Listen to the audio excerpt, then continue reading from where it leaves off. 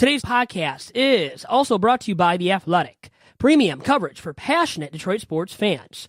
Listeners can get 20% off the first year of an annual subscription by visiting theathletic.com/DSP.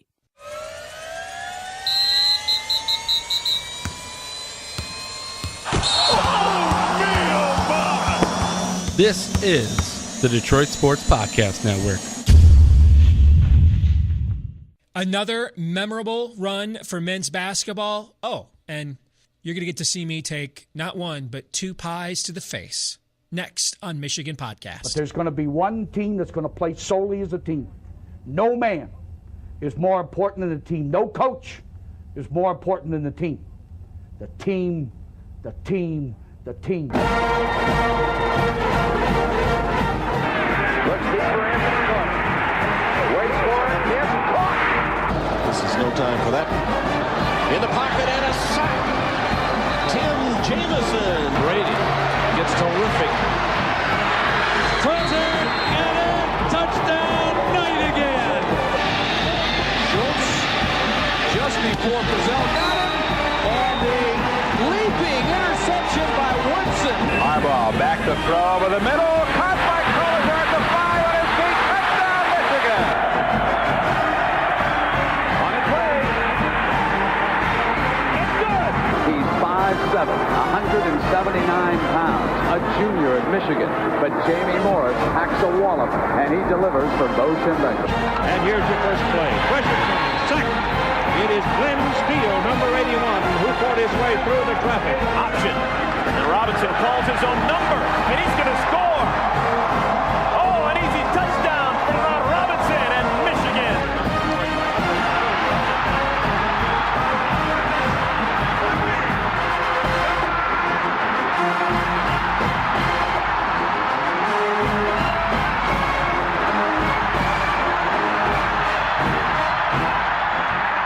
We're going to win the championship again because we're going to play as a team.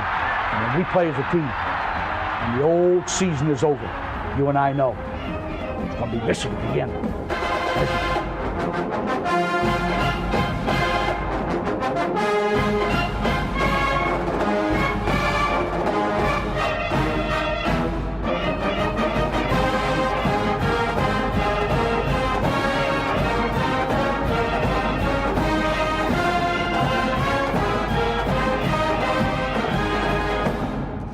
Go Blue, I'm Steve Deace. Welcome to this week's episode of Michigan Podcast, wherein you will see me take not one, but two pies to the face in remembrance of perhaps the weakest take, the dumbest take I've ever had. And let me tell you, if you followed my career, that'd be saying. But first, the really good news. Yet another memorable run for the Michigan Wolverines all the way, 4 games in 4 days, to the Big Ten Championship. Gentlemen, welcome to Madison Square Garden. Big three, Duncan Robinson. And the Wolverines are going to survive the Iowa Hawkeyes at the Big Ten tournament. The Michigan Wolverines, the 5 seed. Back-to-back wins the first 2 days. Drives into the paint. He's shot from behind him. It still gets the basket. Michigan wins it by 11 to advance to the final. Pretty impressive. Back-to-back Big Ten championships for Beeline and the Wolverines.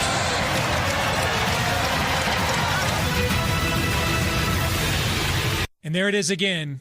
Michigan does it a second year in a row. 4 games in 4 days, and it's the second year in a row as well that in the last 3 games, Michigan played the highest seed it could have possibly played both times. Average margin of victory in Michigan's last 3 games, 2 of them against consensus top 10 teams, and Michigan State and Purdue, 14 points per game was Michigan's margin of victory in those 3 games, and the Wolverines were dominant after they were pushed to the brink in the opening round by a game Iowa squad. I clearly think Michigan is a team that's poised to make a lot of noise in the NCAA tournament, because we're talking about one of the best defensive teams in the country, the best defensive team in John Beilein's tenure at Michigan. They're 6th in the nation in defensive efficiency.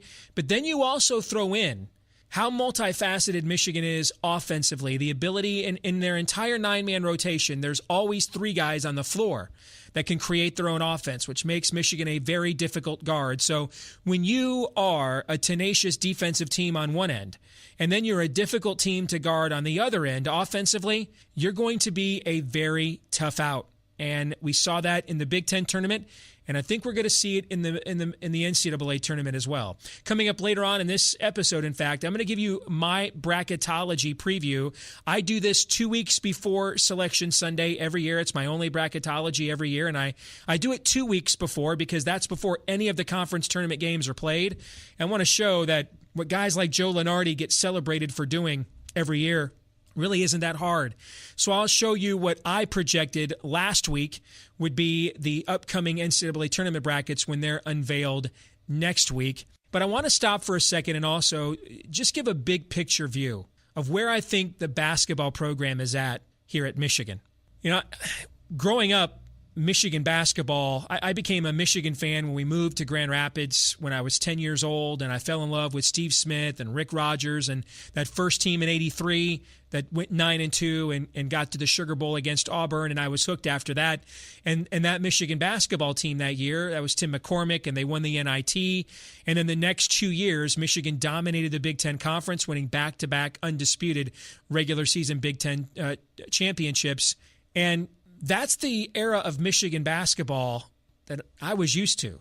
Roy Tarpley, Butch Wade, Richard Relford, the General, Gary Grant, Antoine Jobert, then Glenn Rice, Mark Hughes, Loy Vaught, Sean Higgins, and those teams, Ramil Robinson winning the 1989 national championship. And then you go to the Fab Five, who needs no introduction other than just to say Fab Five, Weber, Rose, Howard, King, Jackson. And then even the teams after that.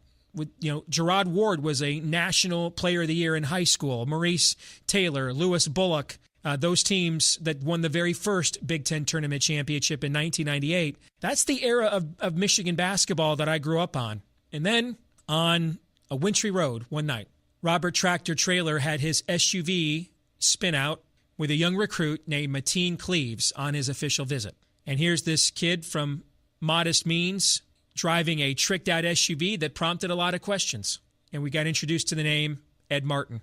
And even though that Michigan team would go on and win the first Big Ten tournament that March, what proceeded shortly thereafter, Michigan was a 3 seed, lost to 6-seeded UCLA in the second round. And from there began really a nuclear winter for Michigan basketball, a decade without the NCAA tournament. Enter John Beilein, who had taken West Virginia to new heights. And what we've seen, 2012, John Beilein won Michigan's first regular season Big Ten basketball championship, share of it since '86. 2013, he took us to the brink of a national championship. And if you want to say, because Louisville cheated to beat us, that we were the rightful champion, I ain't going to argue with you. 2014, that team came back, dominated the Big Ten regular season to win undisputed the Big Ten championship. 2017, Big Ten tournament champion, Sweet 16. Now 2018, Big Ten tournament champion again, a 28-win regular season, one of the most successful regular seasons Michigan's had before we even get to the NCAA tournament. And if you go back to that nuclear winter with Michigan basketball, the Michigan administration, with our proud academic reputation, the basketball tradition, we looked at a program like Duke and we thought, why can't we do what Mike Krzyzewski's doing? Demographically diverse teams, smart teams. We aren't playing the agent recruiting game that other schools are playing, and mostly built with 3- and 4-year players. And look what they've become, even taking guys out of our own backyard like Shane Battier, who went to the same high school as Chris Webber. It seems like we have finally reached that pinnacle, especially because, Duke's not that program anymore. Mike Krzyzewski's in the one-and-done game. They're a transient program. Most of their roster turns over on an annual basis.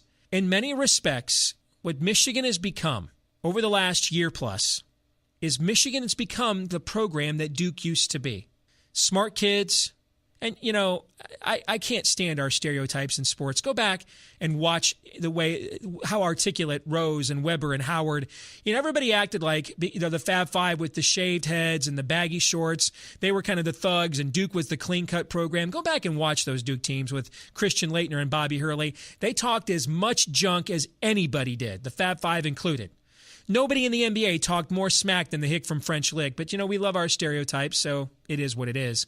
But in many respects, under John Beilein now, Michigan has become the program Duke used to be. Demographically diverse, smart, skilled, but nasty.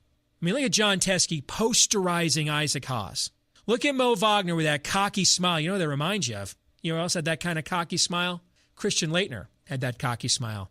Heck, it was serendipity for Grant Hill, the former Duke star, to be calling our run again this year. He even compared Xavier Simpson and his tenacious on-the-ball defense to his former teammate, Bobby Hurley.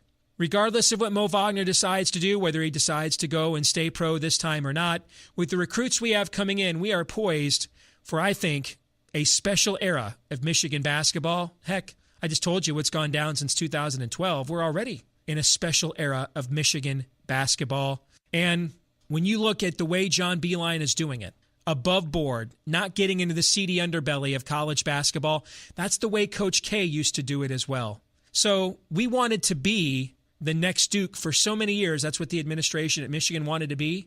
Well, we're not the next Duke. We kind of are now what Duke used to be.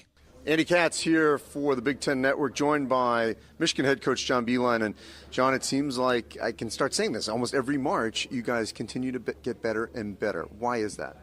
I don't know. I think that first of all, you got really good high-character kids who understand there's a process you go through the season.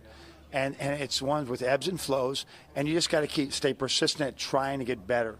Andy, I think you've been to some of our practices. I hope our practices reflect yes, we're getting ready for the next game. But just as importantly, we're trying to get better every game, or individually.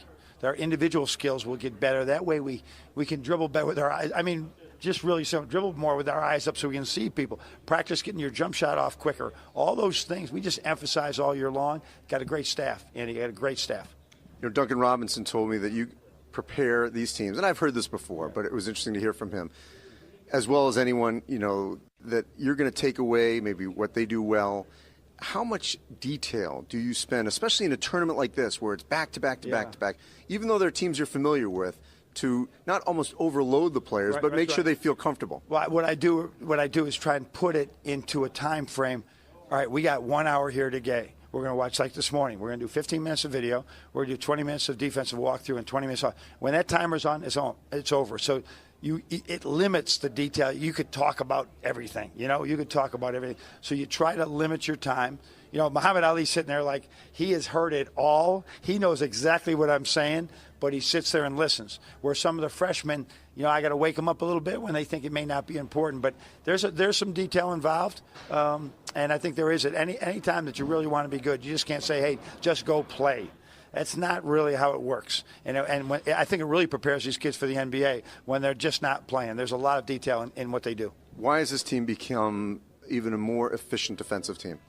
I think a bunch of things. Our coaching staff over these years has grown to really press on with me how, not that we didn't think defense was important, but you remember, we were really good defensively with the 1-3-1 zone at West Virginia. That was really our calling card a little bit.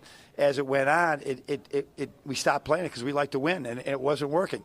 And so over this time, we have gotten better and better at ball screen defense and doing things and not switching as much. And you got to go back to Bakari Alexander, Val Jordan, Jeff Meyer, and then now when we come forward now with Luke and Billy Donlin and DeAndre Haynes and Sadi, all these guys have really done a great job of when I give them a station, they work their tail off and they just get better. What I love about watching your team is they look like they're having a great time. So how do you balance the demands that you have on them and also making sure that they're enjoying this, that this is sort of the time of their lives? It is hard because I'm like that guy that's always, on to the next game, man. Don't celebrate. The other shoe's going to drop. And here's what they have is they are so connected off the court.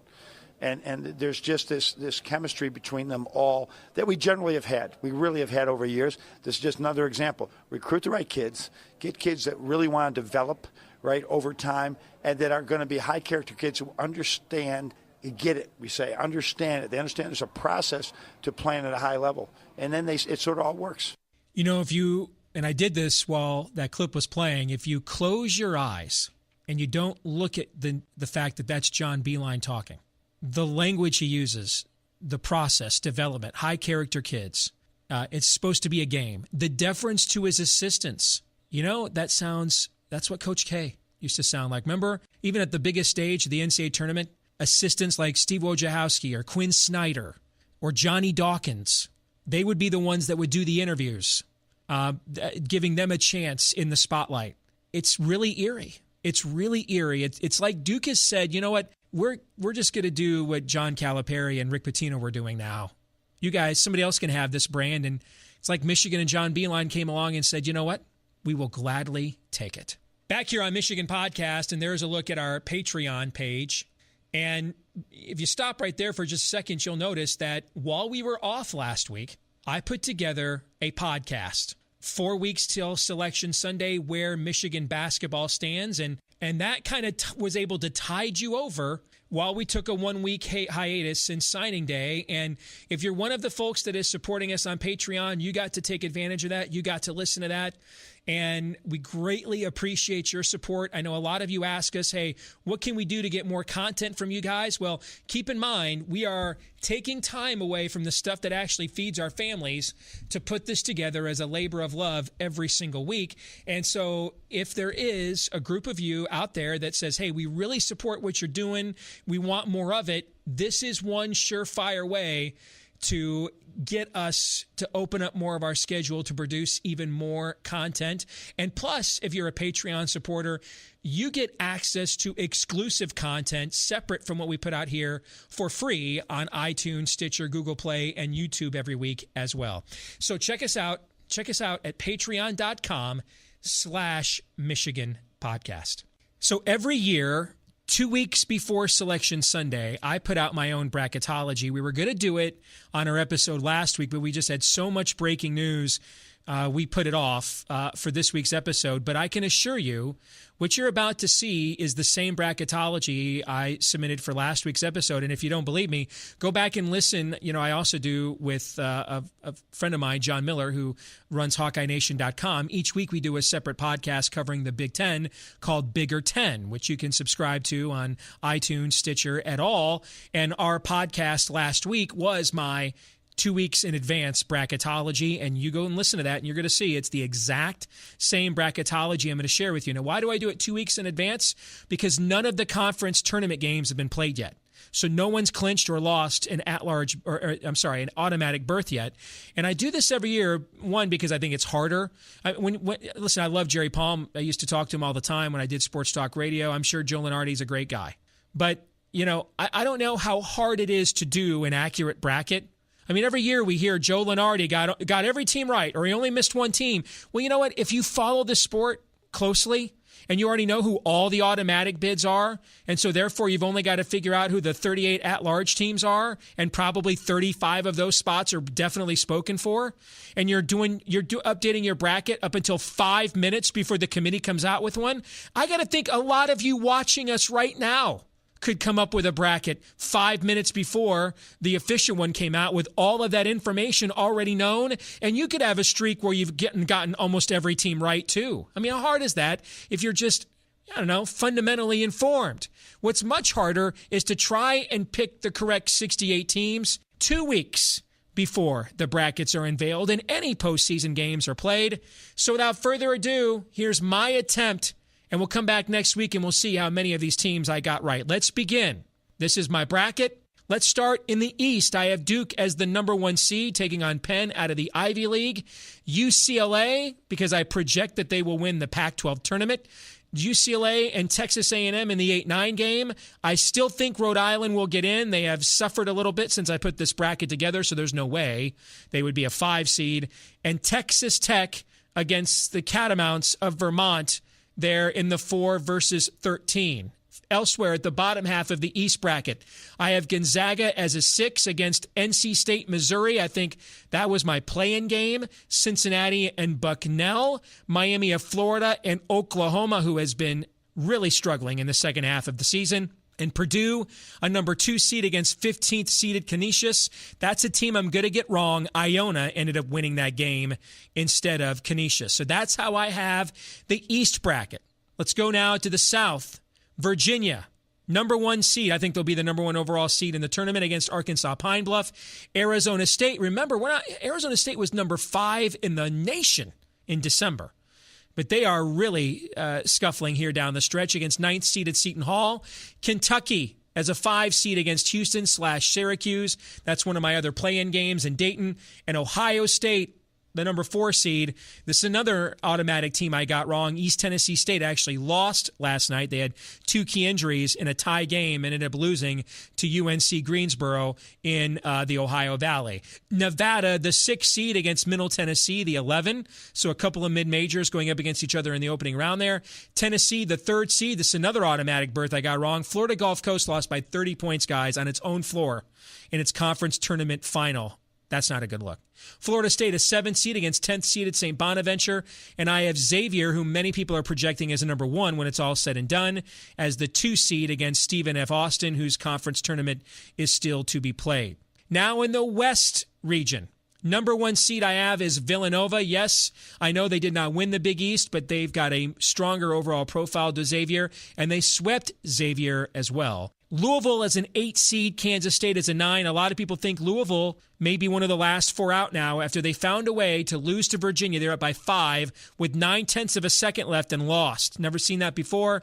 Don't know that I'll ever see it again. 5th seeded Arizona against 12th seeded Louisiana. And Auburn, who shared the SEC title with Tennessee, the 4 seed there against Idaho, who I project to win the Big Sky Conference. The bottom half of the West bracket, Creighton is a 6 versus 11th seeded Boise State. North Carolina as a 3 against Charleston as a 14.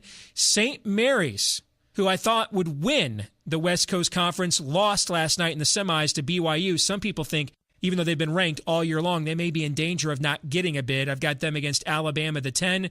And West Virginia, I think, is going to win the Big 12 tournament this weekend.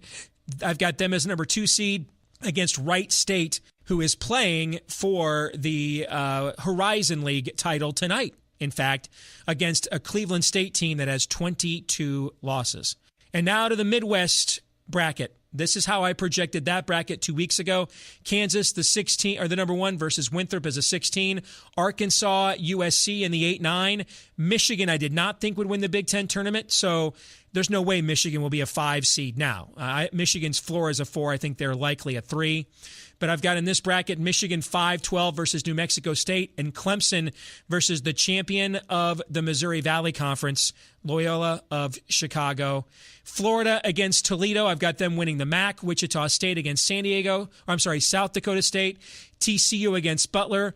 And Michigan State against Murray State, which did win its conference tournament and already has clinched an automatic berth to the NCAA. So here's what we're going to do next week, because we'll have a full breakdown of the official bracket on next week's episode.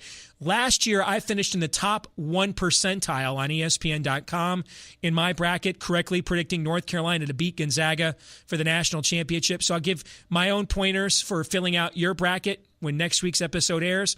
And then we'll also go back and see how many of the 68 teams did I correctly call. Several of them on the automatic berths. I think I added them up. I think I'm 3-3 so far on teams winning automatic berths. So we'll find out, and you can decide. Typically I can get about 75% of the teams right. To me, it's more impressive getting 70 or 75% of the teams right 2 weeks before the bracket comes out than getting 98% of the teams right 5 minutes before the bracket comes out when you already know 90% of the information. But we'll see a week from now how many of these I end up getting correct. All right, Steve Deace here with a rather odd Facebook Live. I've got a bet that I need to pay up on. And I've been a long-time member. A lot of you know I'm a huge Michigan fan. I've been a long-time member to a Michigan website, Go Blue Wolverine, over on the Scout.com network. And in the middle of the season, when our basketball team was off to a disappointing start, and we'd had a disappointing year 2 years ago, a disappointing year last year, now we're looking at a disappointing year 3 years in a row, I went on there and said, hey, you know what, man, I think it's time for a coaching change. I don't think this team is going anywhere. And one of the readers over there challenged me and said, hey, why don't you wait until the season is over before, dropping the hammer. You never know. Maybe this team will go on a miracle run. Maybe they'll make the Sweet 16 or something. And I'm like, dude, there's zero chance, negative integer chance this team is making the Sweet 16. In fact, I'm so confident that's not going to happen that if it does, I will take a pie in the face on Facebook Live. Well, lo and behold, only minutes after Michigan upset Louisville in the second round of the NCAA tournament to make the Sweet 16, this gentleman came back to remind me of my pledge, which I had forcibly forgotten. However, the dude code must be honored. I vowed that I would take my comeuppance if this happened. So I will indeed take it. And since this is my beloved favorite team, this is the greatest comeuppance I've ever received. All right? And in fact, just because this is literally one of the dumbest things I have ever said in a public setting, and that's a long and undistinguished list, I'm actually going to take 2 pies in the face just because I'm going to add on an additional stupid tax for just how dumb John Beilein and the Michigan Wolverines proved that I am. All right, so first up, my son Noah. All right, so Noah. Somebody says that they wish they were Noah right now. I bet that is a long and undistinguished line of people who would like to do this. All right, so Noah, you get first dibs here. Make sure we get it over the table so it doesn't get on the floor. All right, so you get first dibs at the old man. Okay, come closer, dude. Got to come closer. All right? Remember what I said. First dibs. All right, ready? We're gonna take this in the face. On your mark, go. Oh, it's really cold. That's really cold whipped cream. Oh, but it tastes organic, right? You say you got this at Whole Foods, hey? Where the whipped cream is about $15 a tub, right? Okay. Exactly. All right, so Zoe, come on over. I don't think I can open my eyes. All right, so round 2. I'm going to pay the stupid tax here for my fan disloyalty. All right, so just on your mark. Are you ready, Zoe? Yeah. All right, on your mark. This is ridiculous. Get the other side, Zoe. Get set, go. Oh, my God. I don't know if you got enough whipped cream in his face on that one, goodness. Zoe. Oh. Wanted to go back and relive that moment because I was reminded of it when Old Takes Exposed. If you're not following Freezing Cold Takes on Twitter, you're missing out. One of the best sports Twitter follows out there. They're at Old Takes Exposed, and it's basically this guy that just goes around following pundits in various lines of work and just saves a bunch of their stuff when they make radical predictions so that he can point out later on, hey, when they don't come true, you're morons, right? And so he pointed out that I was saying about a year ago that I think Michigan's program has run its course with John Beilein and that this was one of the all-time worst takes he'd ever seen. And he's right. In my line of work, I've given a lot of bad takes and been paid for them. That one I was not paid for, and it is the worst take I've given in my career. So as the Michigan Wolverines, again, made a fool out of me, I wanted to go back and relive that memory as we bring in our good friend Michael Spath from WTKA in Ann Arbor. It's good to see you, Michael. How are you? I'm doing great, Steve. And, if it makes you feel any better, I've taken a pie to the face before. Now, not in the same vein as you did for being so incredibly wrong. Although if they were giving pies in the face for being wrong, I'd probably have had 100 lined up or so in my face already. But we did something for a Whip Cancer Initiative a couple of years back, and Brendan Morrison, great Michigan hockey player, and I stood in the parking lot and just took pie after pie after pie in the face, and had a lot of fun doing it. And it sounds like, I didn't see the video, but it sounds like maybe there was some good whipped cream. They used like a composite type thing that you couldn't actually eat. So when I had got it, I didn't want to get any in my mouth at that point. Yeah, it was actually pretty tasty. I'm a big whipped cream guy, but that's not important now. What is important is the Wolverines do it again at Madison Square Garden, one of the biggest stages in the sport. Record ratings for the Big Ten Network. Sellout crowds at a Big Ten tournament session for the first time in, I think it was 2014, so 4 years now. And they go 4 days in a row, 4 wins in 4 games. They did it again, Michael. Were you surprised? I think any of us that have been following this team this year, when we've seen how well they've played defensively, when we see the energy and the attitude that they bring to the court, whether it's Xavier Simpson or Mo Wagner or Muhammad Ali Abdul-Rahman, for us to say surprised, I don't think that's fair. At the same time, I didn't expect it to happen because of the fact that they did have to play 4 games in 4 days, and that they were going to have to go through Nebraska that had their number earlier in the year. They're going to go through a Michigan State team that was licking their chops, supposedly licking their chops anyway, to get another piece of Michigan after losing to the Wolverines in the Breslin Center. And then they were going to have to play Purdue, who they lost to twice, if they made it all the way there. And so that was just such a tall task that I didn't think they were going to win it because it was just going to be too much to ask of them. But give them a lot of credit. Give John Beilein a lot of credit. They played some of the best basketball they've played all year, especially in those last 2 games against Michigan State and Purdue. Beat both the teams by double digits, or at least were up by double digits late against Purdue. Really impressive performance. I honestly think, Steve, and I don't know about you, but I think this was a better performance than we saw a year ago. Last year was all about Derek Walton putting the team on their back and carrying them. This was all about 8, 9, really 9 guys, because there's 4 guys in the rotation off the bench. 9 guys, and some of the bench players too, because of the energy that they bring, and coaches. It was an entire team effort to dismantle the rest of the Big Ten this year. I'm glad that you went there, because right before the Big Ten tournament started, Michael, I went back and watched all of our games in 2017 in Washington, D.C. I watched all 4 of them. And, you see this with the naked eye, but Dan Dockich pointed this out when he called our quarterfinal win over Purdue on Friday. And he said, I've called Michigan games all year long, and here's what I can tell you. You can tell in the first 10 seconds of the shot clock usually whether they're going to score or not based on the movement they have on offense. And what you saw with last year's team is, even with that great run at the end, when they cranked up the defense, on the offensive end of the floor, it was pretty much, if we didn't get motion in the opening few seconds of the shot clock, then we were going to give the ball to Derek Walton with about 8 on the shot clock, and he was going to have to pull a rabbit out of the hat, right? One of the things that I think's gone underrated about this year's team and why the defense is so improved is we can put so many scorers and shot makers on the court. We've talked about this before, you and I have, that whatever lineup combination John Beilein uses, he's always got at least 3 guys that can get their own offense on the floor at any point in time.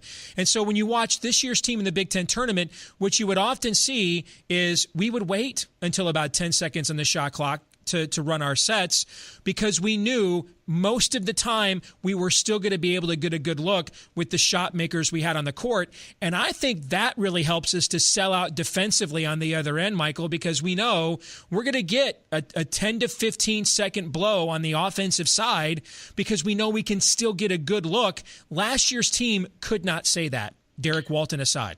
No, I mean, you're spot on there, Stephen. When you look at it, there was very little hero ball played in the 4 games of the Big Ten tournament. In fact, the probably the biggest amount of hero ball occurred in that Purdue game late at the end of the game when they're trying to ice the clock, and you had Jordan Poole hold it for a one-on-one situation, Charles Matthews hold it for a one-on-one situation. Which was funny. You're right. When they get to the 15-second mark in the shot clock, or closer to the 10-second mark in the shot clock, they're running their set, and they're just trying to find the open guy, because whether it's Duncan Robinson from the outside, or Jordan Poole, or Muhammad Ali Abdul-Rahman, or Xavier Simpson on some of his drives to the basket, they've got man after man after man. You're right. They've got so many different scorers. And then you add in someone like John Teskey, who had a terrific performance on Sunday in the Big Ten Tournament Championship game that was unexpected. So there's just so much that they can do, so much versatility, so many different guys that can score. That's why I think this team is poised for a bigger run in the NCAA tournament than last year's team, because they're not relying on 1 guy or 2 guys. Last year was really Derek Walton and Moritz Wagner. And if those guys didn't have a great game, Michigan wasn't going to win.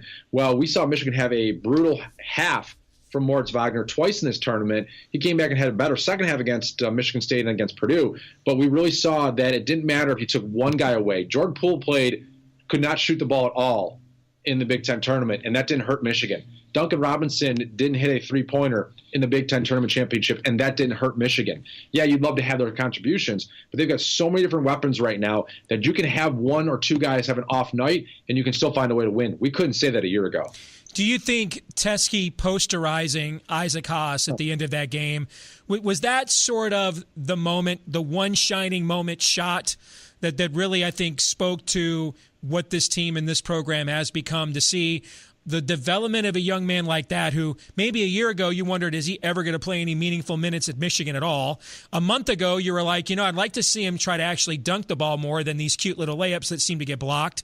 And there he is, raining down hellfire on the most intimidating physical presence in the entire Big Ten Conference all year long. I thought that was sort of the one shining moment of Michigan's season right there.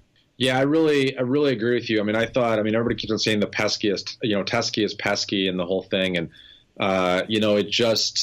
it was such an unexpected contribution, but that's really what this team has been about all year. It's been about the unexpected contributions. It's been about Xavier Simpson maximizing his potential. It's been about Muhammad Ali, Abdul-Rahman putting it all together to leave a great legacy as a senior. It's about Moritz Wagner becoming a complete player. It's about Duncan Robinson going from the worst defender in the last, 10 years or so to one of the, better defenders for Michigan.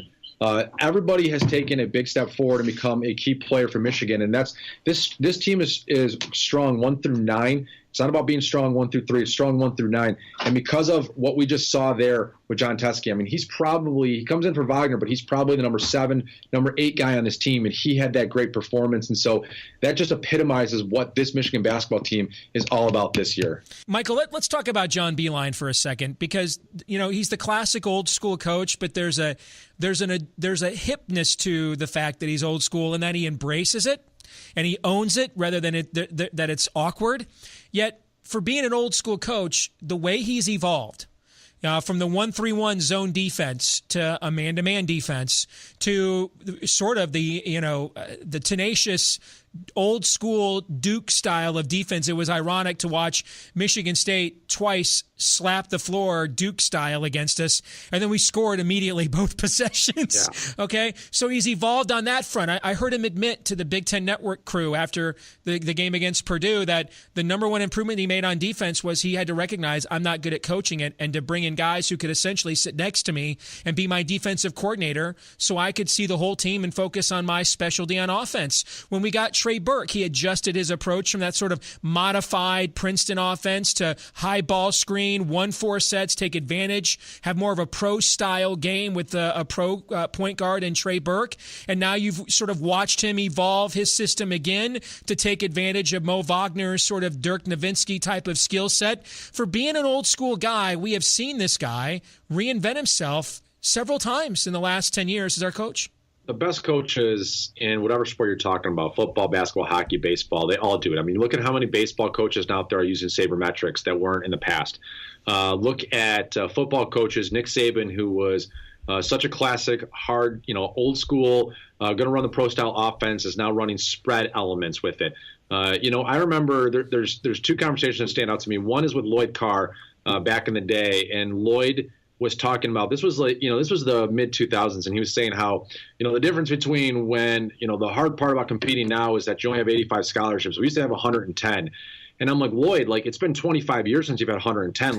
Let's not, you got to move on with the times. You've got to adapt. And someone like Pete Carroll was one of the very first coaches in college football that said, I'm going to start recruiting these 5-stars and playing them as true freshmen because they have a chance with their high skill to make an impact, and I'm not going to get 4 years out of them anyway, so I'm going to use them right away. So a lot of coaches along the way have evolved, and we had Mel Pearson on our show on Tuesday, and I asked him about this because there's the video of John Beilein dancing after the game with Jordan Poole. There's the video of John Beilein from a year ago with a super soaker. And as much as, yeah, you're right, the on-court adjustments that he's made, handing things off more to his assistant coaches, I think what's really been the biggest evolution in John Beilein is just how he's related to these players, because this is something that Mel and I talked about is every year John Beilein's 65 years old and Mel Pearson is in his upper 50s, and every single year they get 1 year older, but it happens with the players, those guys move on. Those players stay the same age. They're 18 to 22 year after year after year. They're not becoming 22 to 23 to 24 to 25 to 26. And so if you're a coach and you're getting older, but your players are staying the same age, you got to find a way to how do I relate to these guys? What's going on? And I love Red Berenson, and I'm always going to be a Red Berenson fan. But Red Berenson, didn't when I asked him, last year even about Facebook, Twitter, Instagram, he kind of looked at me like, I'm not doing any of that stuff. That stuff is for the kids. It's stupid. Well, it's not the direct link between success of this season for the Michigan hockey team, but Mel Pearson is a guy that's on Twitter, that's on Facebook, that is, learning some of the songs, hanging out with some of his guys to get to know them a little better. He was telling a story about playing a video game that all of his players love to play, and how they'll spend hours at night playing this video game. And so he was trying to learn what it's all about. That's what coaches have to do. The eras are changing, the players are changing, but they're staying the same age, and you're getting older, and so you've got to find a way to relate to them. And I think that's what John Beilein, I'm really impressed, is that he's changed his offense, he's changed his defense, but he's really kind of learned how to be more of a player's coach. And guys, you don't hear anybody. How many times, Steve, have you heard someone really, really praise and talk about how much fun it is to play for Coach Izzo? How they just love playing for Coach Izzo because he's such a good guy, and there's a tough love there, but I don't know that they love playing for him as much as they respect playing for him. With John Beilein, these guys love playing for him. And when you have a team, especially a smaller group that's tight-knit, that has great camaraderie, you can go so far because of that chemistry and that love and that attitude that you have for your coaches and for your teammates. Yeah, I'm a little bit older than you, but both of us have been Michigan basketball fans our entire lives. And in some respects, this season reminds me of 1986. So I'm dating myself a little bit, but Michigan lost only 4 games that year, was the clear Big Ten champion. But we lost a tougher Michigan State team twice. I can still remember Scott Skiles dropping "Shoot It, Fat Boy" on Antoine Jobert, watching that game on the old Pass cable channel growing up in Grand Rapids, Michigan, if you remember back in those days. And it's sort of like that now, where we're the tougher team. They were the league champ. They've only lost 4 games, but 2 of them were to us. And when we played them head-to-head, we were clearly the tougher team. And I think a lot of that, which is incredulous to say from where we started the year, a lot of that comes down to Xavier Simpson. And again, when I went back and watched last year's Big Ten tournament, we were basically a 6-man rotation. Xavier Simpson was a shell of what we see now, coming off the bench to spell Derek Walton. And, what we're getting out of John Teskey compared to what we're getting from Mark Donnell, it's just not even close in terms of the physical presence, et cetera. There's no way we could have won a Big Ten tournament game against anybody with Donnell playing 28 minutes the way we did against Iowa in overtime with Teskey the other night. And this team, though, to watch Xavier Simpson develop, is this the most you've ever seen one player? I can't think of another guy in a Michigan basketball uniform. And I think probably the first year I've ever really can remember, the 84 team with Tim McCormick that won the NIT. So we're going back over 30 years now since I was a little kid. I cannot remember one player from where he was at the start of the year, where Eli Brooks, who is your starting point guard, he can't see the court right now. And not only is Xavier Simpson owning that position, but this is his team. It has taken on his persona. I mean, Grant Hill is comparing him to Bobby Hurley while he's calling these games for CBS the other day. You ever seen anything like this, Michael? No, and as you were talking about that, I was trying to rack my brain for players that have made that big of a jump from 1 year within the scope of 1 year, and I couldn't think of it. I could think of a couple players that I think have really evolved over the course of their careers. Muhammad Ali Abdul-Rahman's one of them, but nobody to essentially, you came in the year as, from a lot of people had Xavier Simpson third on their depth chart at point guard, hoping that Dron Simmons was the answer, thinking that Eli Brooks coming in could be the number 2, and Xavier, after a pretty nondescript freshman season, would just kind of fade to the background. And now, I mean, how many times would you see his face and just that look of sheer I've got this, and moxie and swagger that he had on the look on his face over the weekend, and it was incredible. There is a toughness. That's, I think, maybe the thing that most Michigan fans are really excited about, Steve, and I'm sure you are too, is the toughness of this group. Because for all those years that Izzo's teams used to bully Michigan around, they had, Antonio Smith and Mo Pete, and years after that, even Adrian Payne, and guys that would just kind of push Michigan's bigs around. And that doesn't happen anymore because of Moritz Wagner. It doesn't happen anymore because of Xavier Simpson. It doesn't happen anymore because of Muhammad Ali Abdul-Rahman. It just doesn't happen because Michigan is a mentally and a physically tough team. It's really exciting to watch, and it gives you great hope for the future. And it gives you great hope that Wagner and Simpson, they're going to be able to carry that over to year after year after year. And I tell you what, the one common theme, if you look at this team, is besides Jordan Poole, even Isaiah Livers. Isaiah Livers is a 4-star, and he was the state of Michigan Mr. Basketball a year ago. But if you were to ask most experts would say that he wasn't the best player in the state. Most people that went to Michigan State obviously would say that, it's probably the 3rd or 4th best, and he just put together nice stats. He played on a nice team, and that's why he won. So Isaiah Livers comes in his freshman year as Mr. Basketball and yet has a chip on his shoulder. Xavier Simpson has a chip on his shoulder because he was all the Cassius Winston's talk about how everybody really wanted Cassius Winston, and Xavier Simpson was the plucky, let's just go get him let's just get him because we don't want to wait on Cassius Winston. He's got a chip on his shoulder. Moritz Wagner has a chip on his shoulder. Muhammad Ali Abdul-Rahman was a 2-star that when you look at his offer list, you would laugh at the schools that were offering him because they sound like all academic schools on the East Coast that you didn't even know they had basketball programs. And he's got a chip. So everybody in this team has a chip on their shoulder. And it's this inverse of what this rivalry has always been about. It's always been about Michigan State, and now especially in football, being able to play with that motivation of everybody's been disrespecting us and we got to go out there and take it away from you. And now Michigan basketball has it, and it's awesome to see them play with that type of attitude. And I just hope that football can get back to that point at some point. I look at Xavier Simpson's old man game with the high glass lay-ins and the scoop shots and the funky angles and that demeanor, that steely demeanor. It reminds me of when we were kids. It reminds me of Joe Dumars. Now, he's not as big as Dumars was, but that was Joe Dumars' game. That sort of steely resolve, those high angle shots, those looping scoop shots. That was kind of his game, and I see a lot of that in Xavier Simpson. Final question, Michael. You go back and you look at the big picture of this now, and the Michigan program, when Tractor Trailer, his SUV, had that rollover with Mateen Cleaves on his recruiting visit on that Wintry Highway, and that really introduced the world to the name Ed Martin. And what would come in the next few months is, Brian Ellerby would emulate Steve Fisher's success to some degree as an interim coach and lead Michigan to the first Big Ten tournament title, but shortly thereafter would come essentially a 10-year winner of Michigan basketball.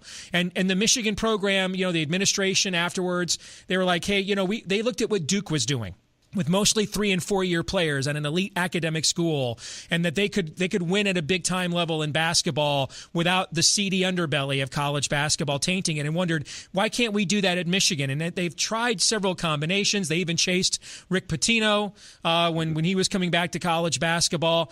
It seems as if now, in the last 7 or 8 years, Rick Pitino, Freudian slip there, Mike Krzyzewski got tired of losing to the likes of Rick Pitino and John Calipari and began playing the one-and-done agent game and sort of vacated that Duke mentality, that brand they had of demographically diverse teams that were skilled, were smart, but they were also nasty. Bobby Hurley and Christian Laettner talked more junk than any college basketball players I can remember, even more than the Fab Five. I mean, Laettner even stepped on guys' throats literally during basketball games in order to send messages. So they had this sort of squeaky clean image, but they also played with an edge.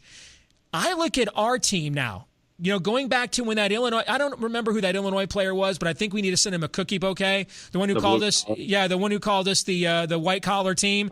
Yeah. Ever since that moment, a switch has come on, and we've sort of become this sort of teams that we watch Duke with Ala Abdelnaby and Greg Kubek and Hurley, Laettner and Mark Allery and Jay Billis and these guys. Michigan has sort of become the program that Duke used to be, and in some strange ways has sort of fulfilled what the Michigan administration sought to do after the Ed Martin saga, and it just took a long time to get there. But that's sort of our brand now. We have smart guys. We have a demographically diverse team, but these are not soft guys. They will talk smack. They have an edge. They are nasty. They remind me of the Duke teams I watched growing up as a kid. Well, I certainly think, Steve, that we are in this golden era of Michigan basketball, and I hope that this golden era is not just something that's a fleeting, 2 or 3 years, but it's something that John Beilein has reestablished Michigan as the program that everybody wants to aspire to be like. And I say that because he's done it the right way and he's winning at a very high level. And if you could get a national championship before he retires, which hopefully is not for another 6, 8, 10 years. I think you'd have the makings of a program that could sustain for 30 years, like Duke has, like North Carolina has. I love it, and I tell you what, if you were to look back and as you were talking, I was thinking about this. If you take the last 5 years of college basketball, I would throw Duke up there. I'd throw North Carolina. I'd throw Villanova. I'd put Kansas and Michigan State. And then honestly, after that, Steve, like what other program has had the consistent 5-year run that Michigan has had? Mm-hmm. And that even keeps in mind with the 2 years there where Karis LeVert was banged up and Michigan struggled a little bit. I mean, Michigan has 2 Big Ten tournament titles, 3 Sweet 16 berths in the last 5 years. They've been to a Final Four, a national championship, actually. They've been to an Elite Eight. Kentucky, for as good as Kentucky was supposed to be with all the one and dones, they've not consistently been the best program in the SEC. They have not been a Final Four team year in and year out. We won the regular season in 2014 by 3 games, too. Remember that? Yeah. Yeah. I mean, so it's really incredible, Steve, what Michigan basketball has been these last couple of years. And it's really incredible where they're going with their recruiting class coming in. This is the most exciting time for Michigan basketball fans since the era of the Fab Five. But, the interesting thing about the era of the Fab Five was certainly Michigan, you mentioned 86, and Michigan won a national championship in 1989. But there were some disappointing teams before the 89, and there were some disappointing teams after the Fab Five left that they really struggled to ever come close to what those days were like. And I think you're looking at right now, if you take the last 5 years, the next 5 years, I think that 10-year stretch under John Beilein, we're going to look back and say that it is probably the best 10-year stretch of Michigan basketball, maybe in the history of the program. Michael Spath from WTKA in Ann Arbor. Good to see you, brother. We'll have brackets, the real ones, the big ones, to break down next week. We'll talk to you then. Thanks, man. Can't wait. Thanks a lot, Steve. More Michigan podcast in a moment. This week's Twitter results, we asked you, has Michigan become a basketball school? I'm surprised. 56% of you said yes. So there's that. This week's question of the week, as we close it out on this week's episode of Michigan Podcast, Mike asks, what's it going to take to start beating Sparty again in football, too? Because Michigan's won 3 in a row against Michigan State in basketball, all 3 wins by double digits. What's basketball done? They've gotten physically tougher. And look at the point guard play. Derek Walton and Xavier Simpson. Those are your quarterbacks. And we've had the better point guard and therefore the better quarterback. Same thing here. Offensive line play. Get more physical. Better quarterback play. Same prescription in football that we've seen in basketball. What's worked in beating Sparty in basketball will also work if we can manage to do it in football. Well, that's going to do it for this week's episode of Michigan Podcast. I want to thank our friends at Detroit Sports Podcast who help us each week get the word out about what we do here. Don't forget to follow us on Twitter. We keep you updated all week long with our thoughts at Michigan Podcast on Twitter. Thanks to all of our supporters on Patreon as well. Next week, we break it all down. The madness begins. Until then, go Blue.